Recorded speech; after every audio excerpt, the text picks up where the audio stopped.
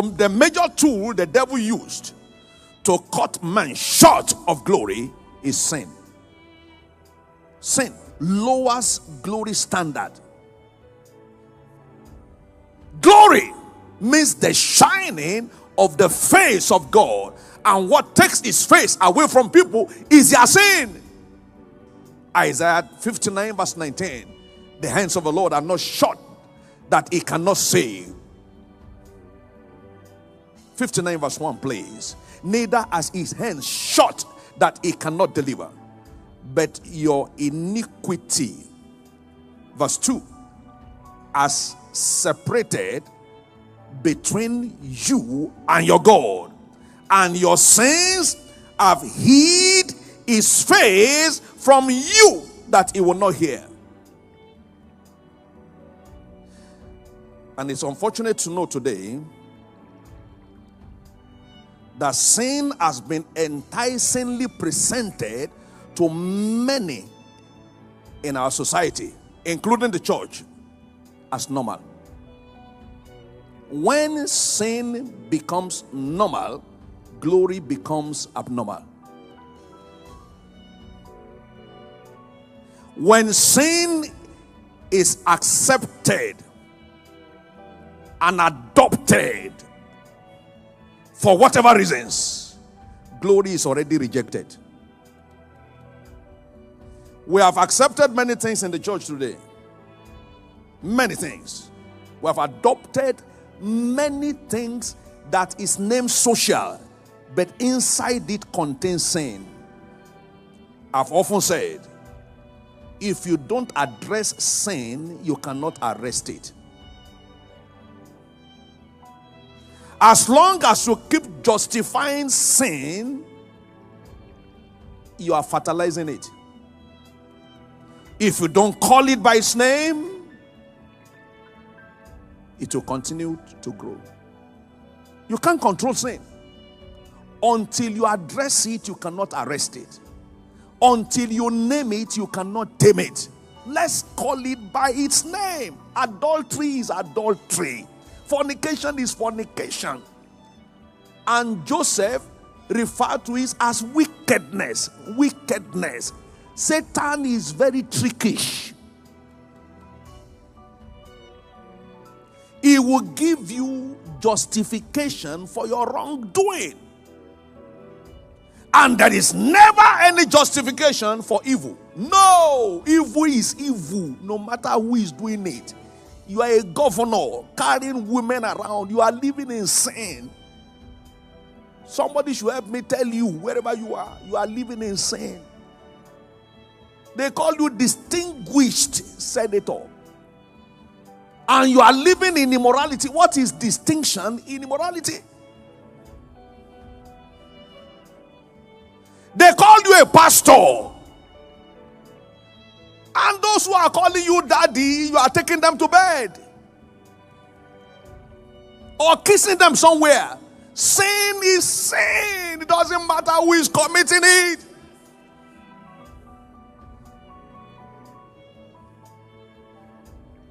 You are lying on the altar. Sin is sin. And you know, with due respect to all of our co-laborers, the Bible says judgment will begin from the house of the Lord. From the house of the Lord. It began with Ananias and Sapphira. They lied. God said you are going down. They couldn't escape it. Let's get back, let's get back, church. Let's wake up. This thing is filtering gradually. Gradually, Satan is a gradualist. Permit my grammar, please. One of my grammar teachers is here this morning. We'll get to talk about him later.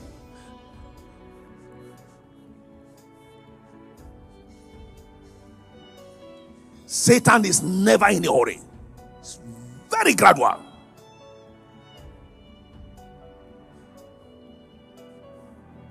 Don't join them. The system of the world says, if you can't beat them, join them. The kingdom of God says, depart, depart, depart. Isaiah 52 verse 11. Depart.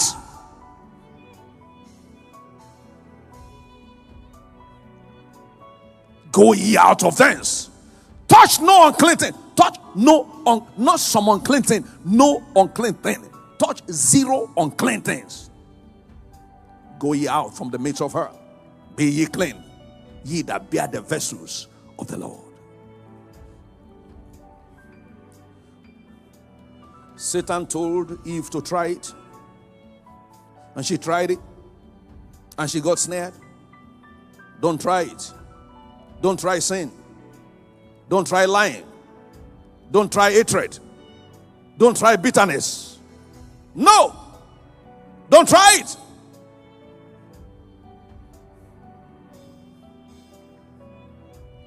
Don't say, I am tempted to do it. I didn't want to do it. Don't cut short the glory from your life. Loss of respect and honor for the presence of God is another way to kill or subdue the glory of God. The sons of Eli went their way. They were misbehaving at the altar. And God said, I'm leaving. I'm leaving. He left Ichabod. Another reason why the glory of God is not showing is because people are no more passionate for divine presence. No more passionate desire. What does that mean? Loss of respect and honor for the presence of God. Today we don't value God's presence anymore. When we are growing up in church, you don't see careless movement or people talking to themselves in the church. They tell us from the onset of the service, the Lord is in his house, therefore let every soul be silent. Today you find careless things in the church. Chewing gum. Can you chew gum before the judge in the high court? Not even a magistrate court. The court belief will handle you. You see, God is to be reverend.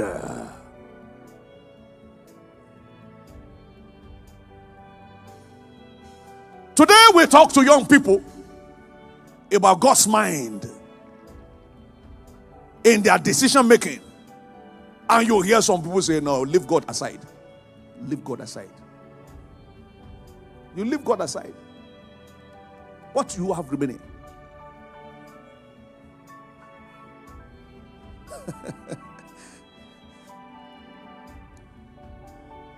Somebody spoke to me yesterday. He says, sir, I have a seed for the work. He said, should I use your personal account? I said, no. You said for the work. So they will give you the church account.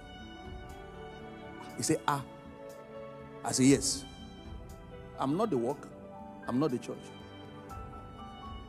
I could have said to him, that's all right. Just use my account.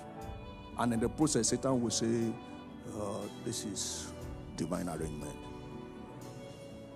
God knows you have a need. It sounds smart, but it is not spirit.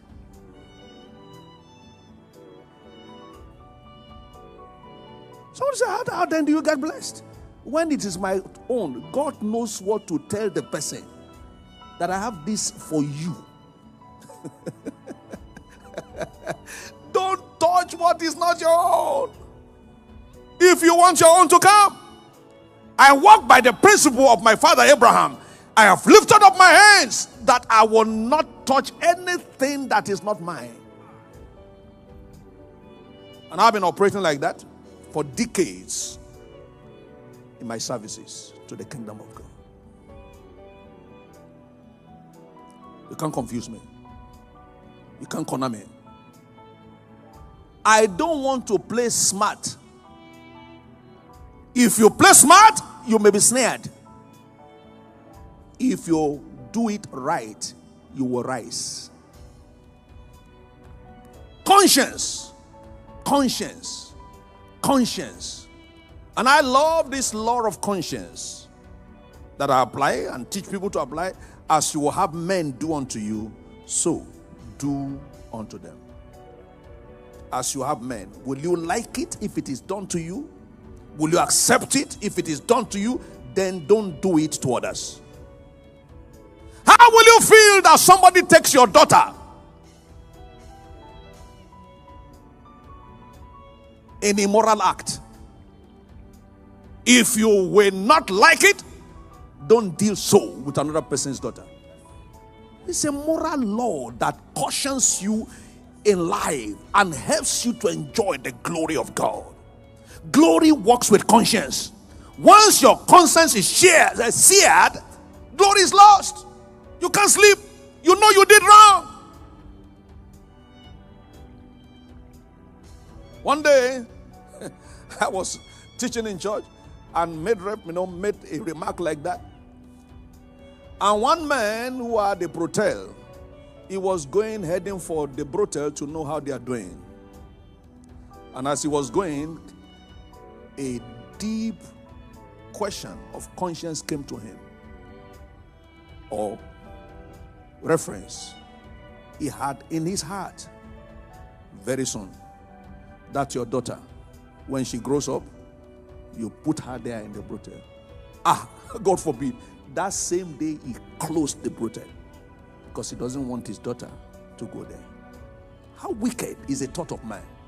The things you don't want, you are offering it to people. The things you don't like, you are giving it to others. 1 Samuel chapter 4, verses 21 to 22. At the birth of a grandchild of Eli, the ark had been taken away.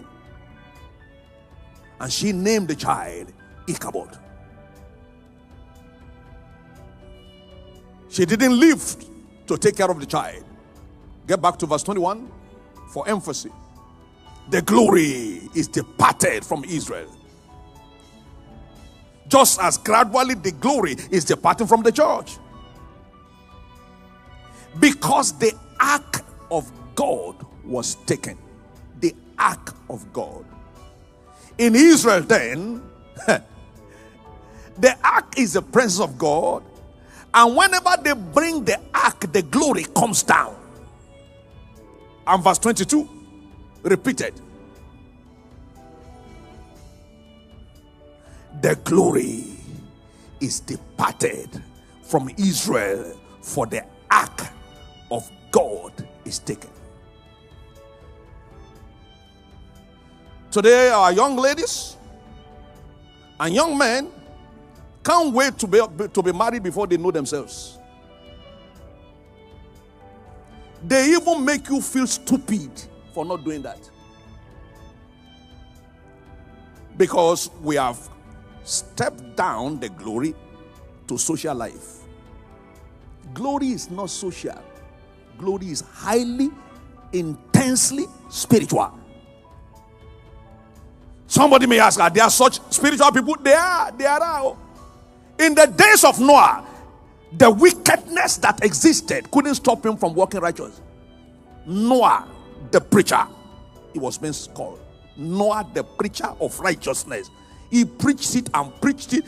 They were mocking him. When will this come to pass? You said there will be rain. Where is the rain? You are making an ark. What stupid nonsense. Old man, you don't know what you are doing. Suddenly, the rain came. Noah had entered the ark. So me, I'm entering the ark. They say, what is this old man doing? He entered the ark. Then the rain started. The first day, second day, non-stop. And then the waters were getting everywhere filled. All the gutters, all the drainages were filled already. And nowhere to hide. And then suddenly the high-rising buildings couldn't stop the water. Somebody said, I will climb to the the last floor. I have a duplex, a 4-level duplex. He climbed to the fourth floor, and then the rain didn't stop. The waters were growing up, and then he said, I will climb to the roof. Got to the roof, the rain caught him up there, yet the ark was floating. The ark. Because the righteous will see his glory.